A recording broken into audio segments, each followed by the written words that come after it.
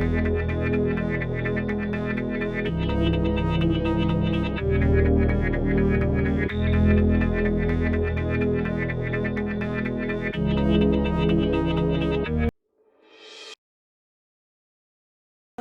my name is Sherri Sinniger. I am the branch manager of the Onalaska Public Library, part of the Crosse County Library system. I'd like to introduce a book talk series called I've Been Reading, and the first installment will be about DNA mysteries. This handsome fellow next to me here is my grandfather, George Kalmbach, and he also has a DNA mystery I will share with you later.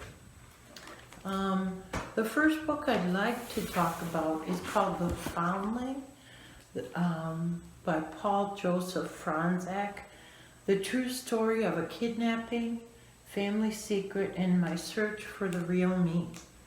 In 1963, there was a baby born in a hospital to the Franzaks, and shortly after, the baby was stolen from the nursery.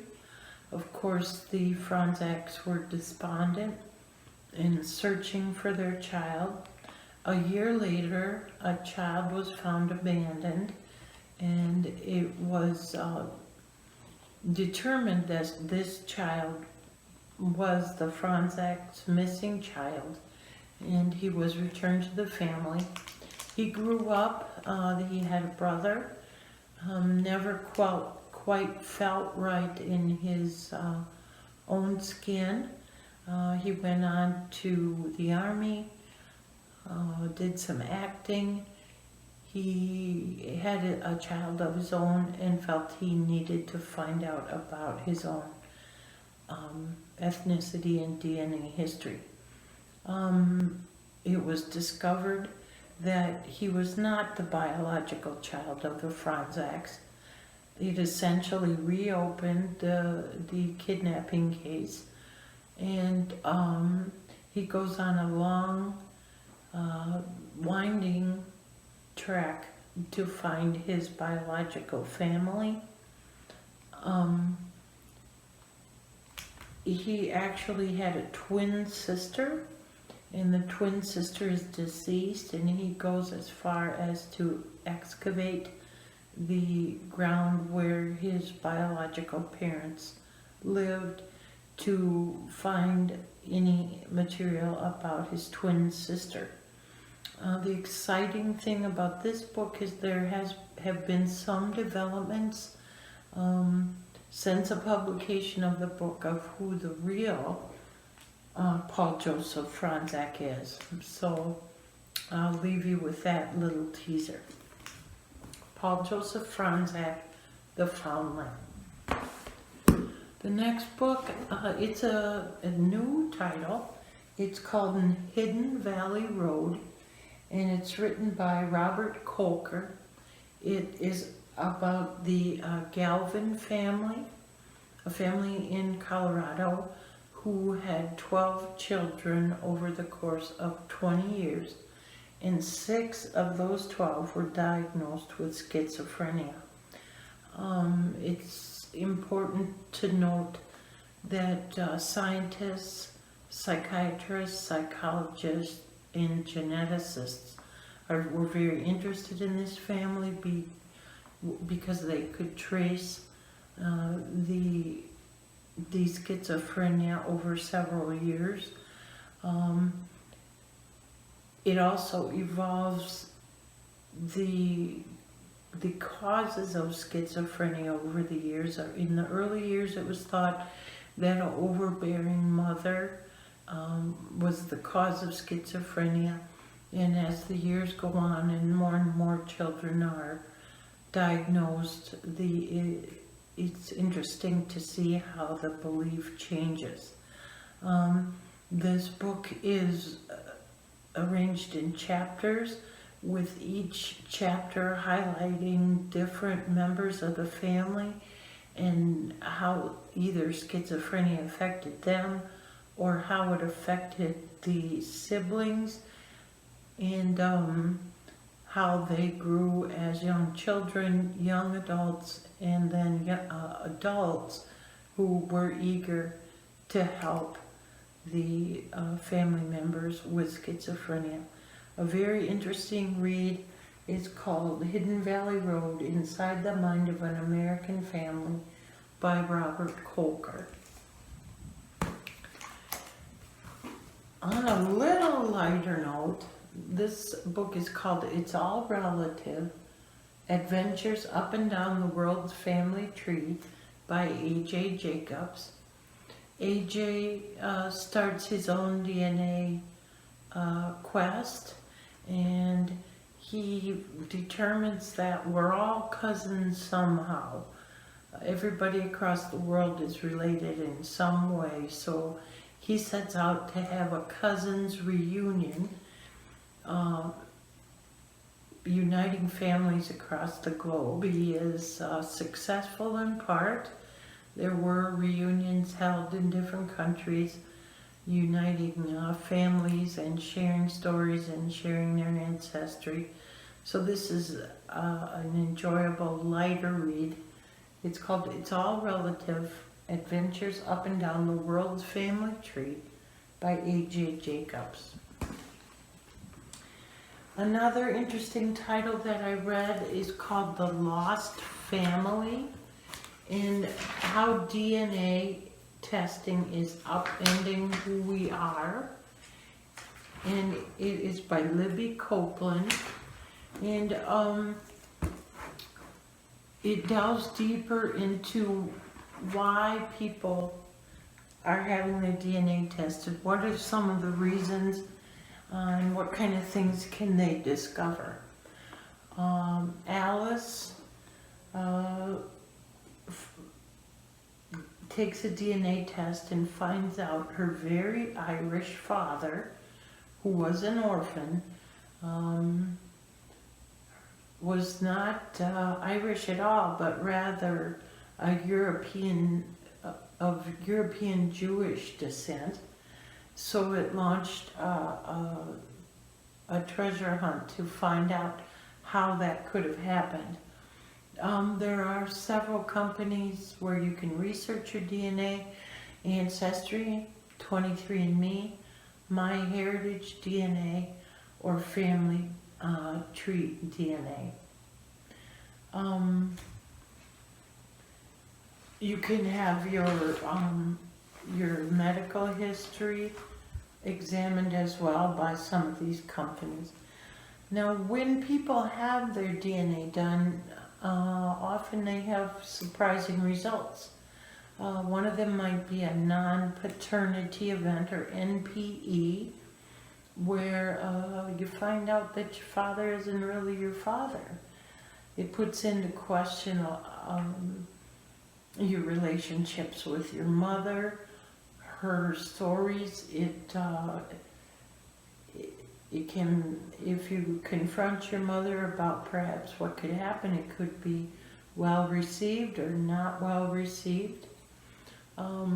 It also brings in some ethics questions. A gentleman was tested for a kidney donation. They tested his 2 children, and one of the children, it came back that it was not his biological child. So it was determined that all they had to say was it was not a good antigen match, but it was not necessary to reveal that the child was not his biological child. So a non-paternity event is something that could happen from the DNA test. Also, questions about consent can come into play here. Can you take a DNA sample from a person who is dead? Or can you take hair samples, hair follicle samples from someone who's passed away? Often the questions of why did your parents keep the truth of your genetic identity away from you are often difficult. With the medical aspect to the DNA testing, some other ethical privacy questions come in. Are insurance companies allowed to have this information? Can can it risk your ability to get insurance? So those are some of the questions brought up in this book. Another group that searches for their DNA are of course, adoptees. It's grounding and validating to find out where you may have come from. David Brzezinski, a clinical psychologist, when he speaks to adopted parents about whether their adopted child will seek or look for their biological parent, he says that the percentage of that is 100%. They will most probably seek their biological parents. What about years ago, if you find out that the father you've known wasn't your father at all? Is it correct to upend someone's family structure after several decades? Another interesting question. Another group that would want to test their DNA are donor-conceived adults. And that brings into play a whole nother range of questions. When you find out, are you going to try to contact them? How are you going to try to contact them? And what will be their reaction? What if you are met with rejection? So all these questions are interesting. Another part of DNA searching might include finding an ethnicity that you weren't aware of. Perhaps one of your ancestors was of a different ethnic group and passed as a white person, or it's often interesting and challenging to find out that your ethnic background is different than you thought it was. So this is The Lost Family by Libby Copeland, another worthwhile read in my opinion. I have 2 more books that I read, and I'm just going to share them if you might enjoy them. It's by Buzzy Jackson, called Shaking the Family Tree, Blue Bloods, Black Sheep, and Other Obsessions of an Accidental Genealogist. And The Stranger in My Genes, Genes, by Bill Griffith. And 2 more worthy reads if you're interested in DNA mysteries. Well, my DNA mystery with this guy over here, he passed when I was 7 years old. And for the entirety of my 7 years that I knew him, he told me that he was of Native American heritage. I fell for it. After he passed, I wrote a story, a report about my grandfather, the Native American, and I guess it was quite interesting when my mom and dad went for a conference and the teacher showed them a whole report I had written about my Grandpa George and his Native American history and genealogy.